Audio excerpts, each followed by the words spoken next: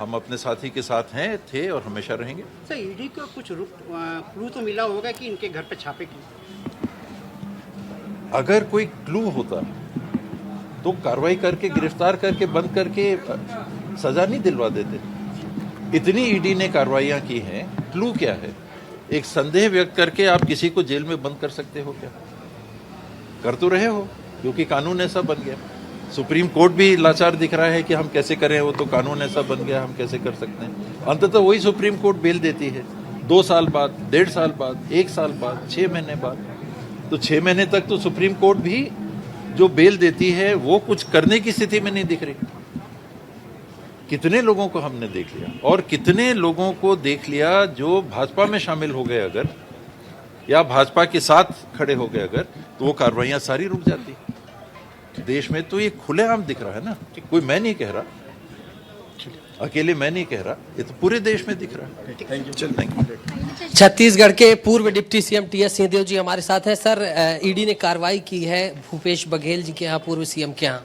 जी, हम अपने साथी के साथ खड़े होने के लिए आज यहाँ उपस्थित हैं, और लगातार देश में ये देखने को मिल रहा है, छत्तीसगढ़ में भी देखने को मिल रहा है कि राजनीति को ध्यान में रखते हुए राजनीतिक दुर्भावना वश बहुत सारी कार्रवाइयाँ की जा रही हैं भाजपा को लाभ पहुंचाने के लिए, और कांग्रेस या विपक्षों में खड़े लोगों को नुकसान पहुंचाने के लिए। लगातार पूरे देश में यही देखा जा रहा है कि जो जांच या कार्रवाई के दायरे में आता है, अगर उसने भारतीय जनता पार्टी या उसके साथ खड़े होने का फैसला कर लिया तो सारी कार्रवाइयां रुक जाती हैं, और जो अडिग खड़ा हुआ है कि हम जिस पार्टी में हैं हम तो उस पार्टी में रहेंगे, उनके ऊपर कार्रवाइयां लगातार चलती हैं।